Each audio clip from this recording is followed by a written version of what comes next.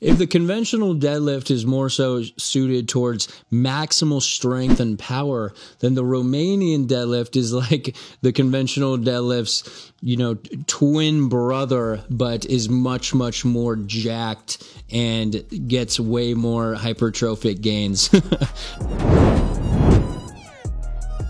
And the reason why I say that is because at the bottom of a deadlift, you're losing all sense of tension and there's no stretch being occurred on the musculature, versus with an RDL, a Romanian deadlift, that's like the whole name of the game with it. You are really, really capitalizing on constant tension since the bar the plates never touch the ground. And you're also lengthening the musculature to a very, very large degree, which we know from the literature is going to elicit much more growth. Okay, so today I'm going to start off with a hands-on demonstration of what I deem to be the optimal RDL form. And then from there, I'll talk more technical stuff, the technical side, including biomechanics and anatomy, just so you really understand why we're doing what we're doing. And it's kind of going to provide a glimpse behind that optimal form and show why it is so optimal. And I think that it will actually help you in the long run. And then lastly, I'll talk about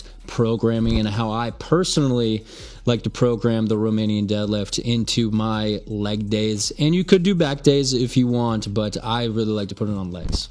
Let's just get right into it, okay? The starting position for the RDL is of the utmost importance because this is where you can really save energy for the lift at hand. So for instance, it all begins with where the barbell is positioned relative to where you are standing. So for me, I like it around the patella bone or a little bit lower towards the shin bone, but you don't want it too low because you don't want to have to do one rep in order to just unrack it. We want to keep it as easy as possible. So right here, it's going to be very easy for me to just lift up and then step back and initiate the movement.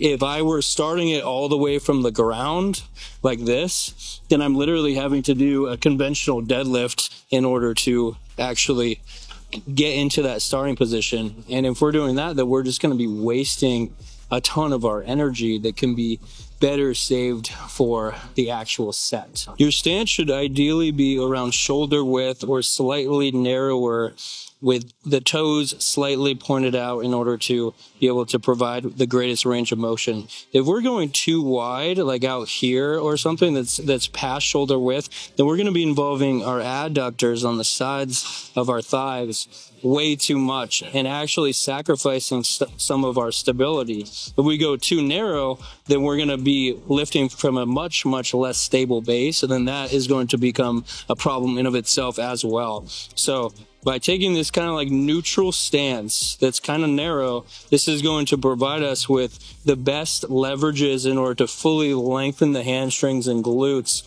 and keep the joints stacked for the most amount of strength and power. Your hand placement should be as follows. You're going to ideally want it to be slightly outside of your knees. If you're going too wide out here, then you're going to be involving your shoulder joint a lot, as well as your back musculature.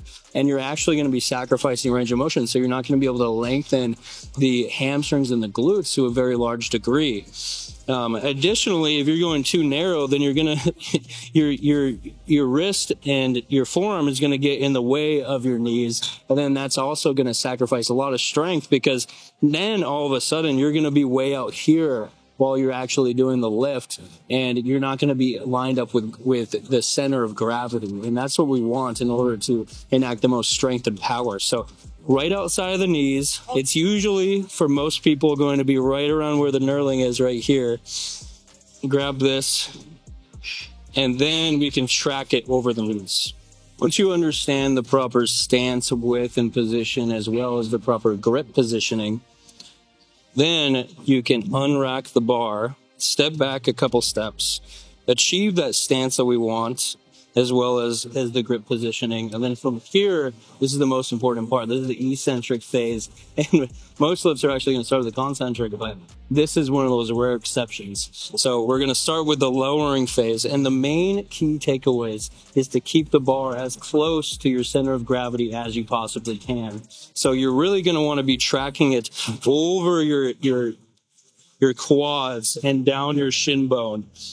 And I actually kind of have it touching most of the time until right here. So the main thing after you understand that segment is that we're really going to be hinging. This is a hinge movement pattern. So you're going to be pushing your hips as far back as you possibly can while keeping your knee joint as stable as you possibly can. And then from there, we're just lowering down while keeping our back contracted and then all the way up.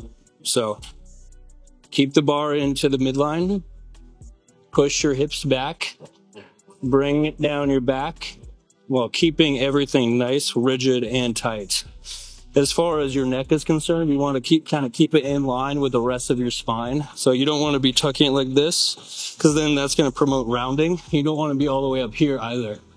So just kind of keep it neutral and then go down, just like this. Now, as far as actually executing the lift, there's a couple of handy methods that I'd like to share.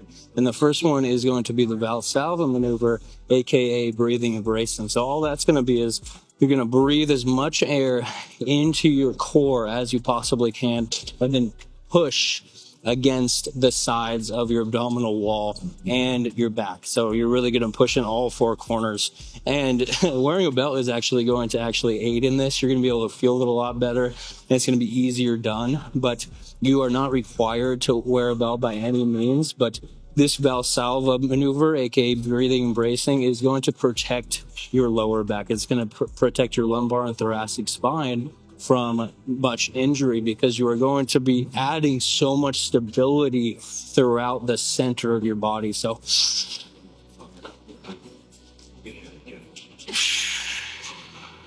that's what you're going to do, and you should be able to feel a bunch of pressure along every side of your core. So this is something which is going to come in handy once you have unracked and you are in the starting position right here. You're going to breathe in.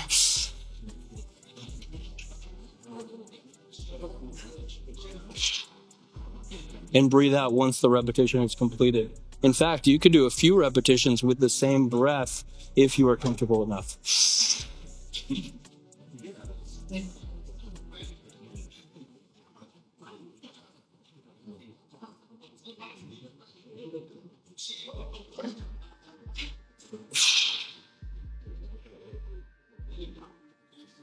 Additionally, I love to wear straps, because once you get strong enough at the RDL or any deadlift variation for that matter, your grip is going to be the limit factor. It is going to be a non-negotiable, unfortunately.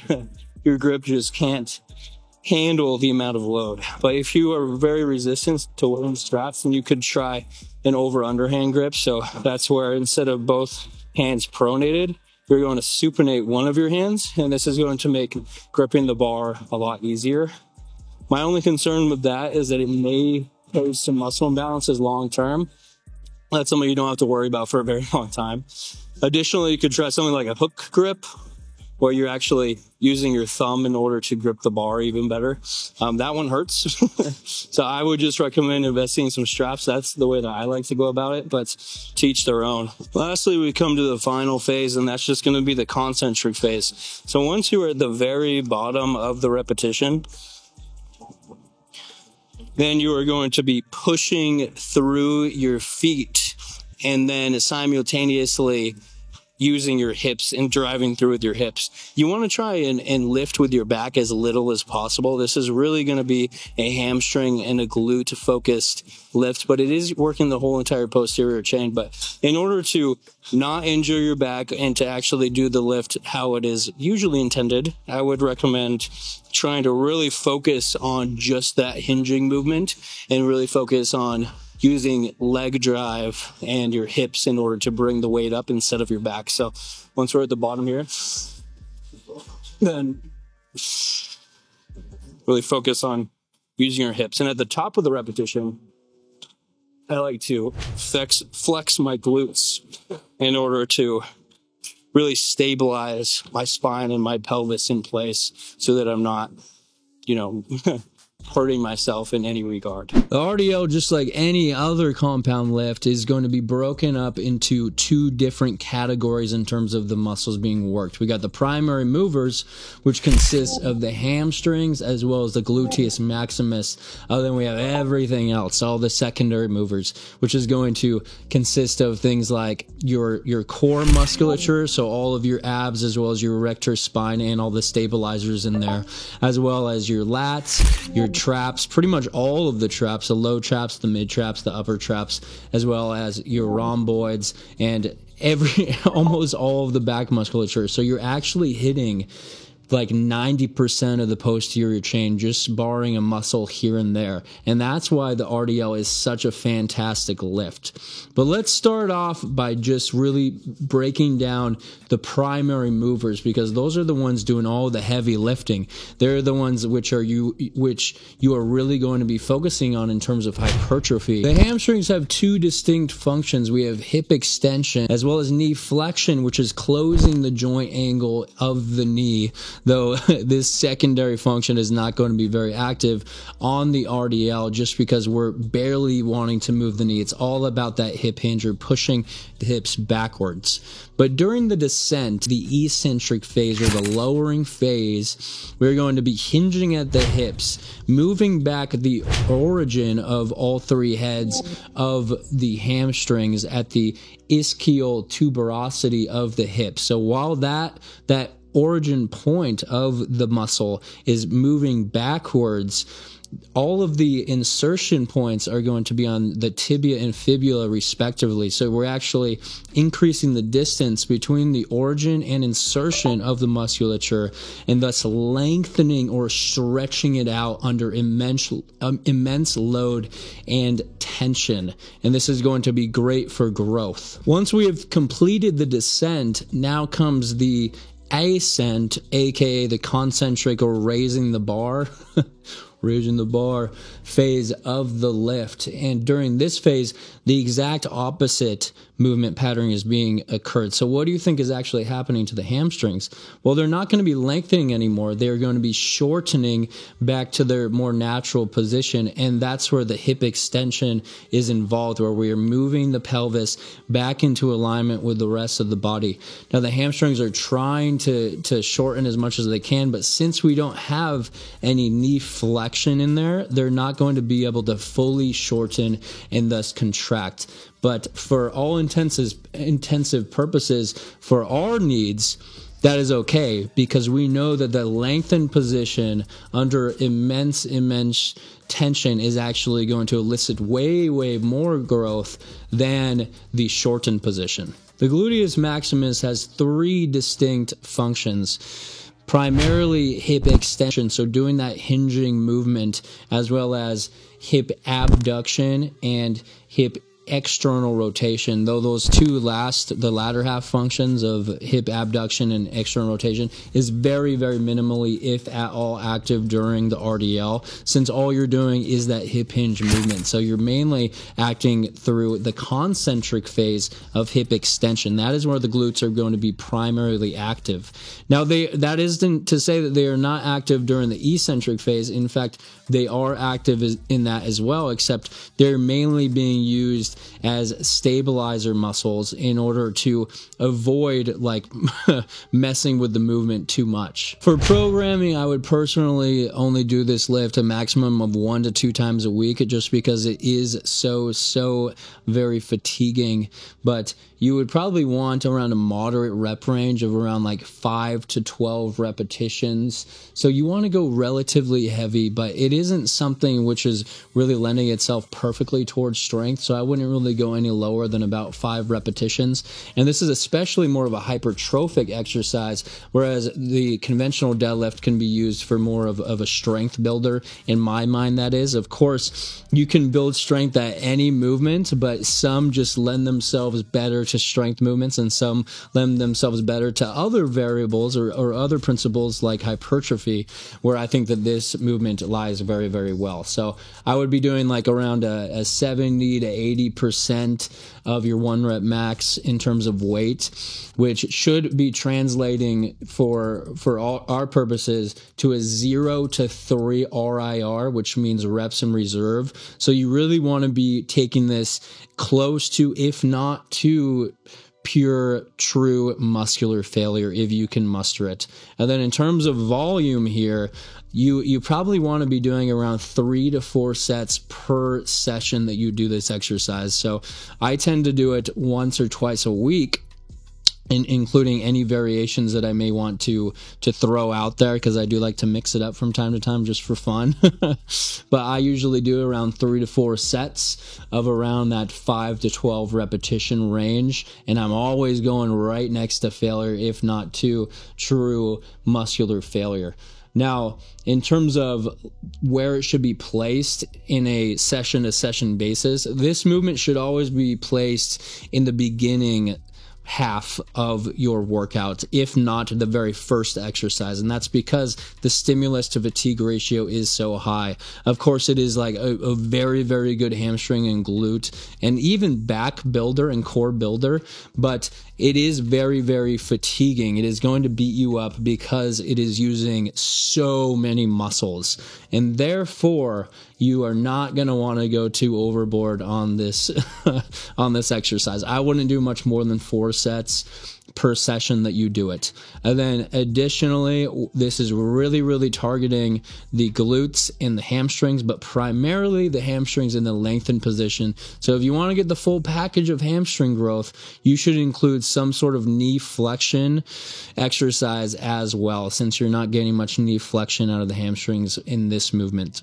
So I would include, in addition to the RDL, throw in a leg curl of some sort. This could be a Nordic curl, it could be a seated leg curl, which I really love, or it could even be a prone leg curl, whatever you prefer.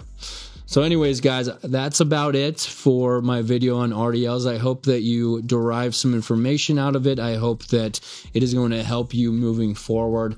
I know it is going to help me. I could always use a reminder, and honestly, I am a constant project. I am always trying to improve with my lifting and every other area in my life. So this is definitely going to transcend into better Romanian deadlift form, and hopefully I'll get some hypertrophy out of improving this lift. So thank you guys so much for watching. Have a good one. Bye.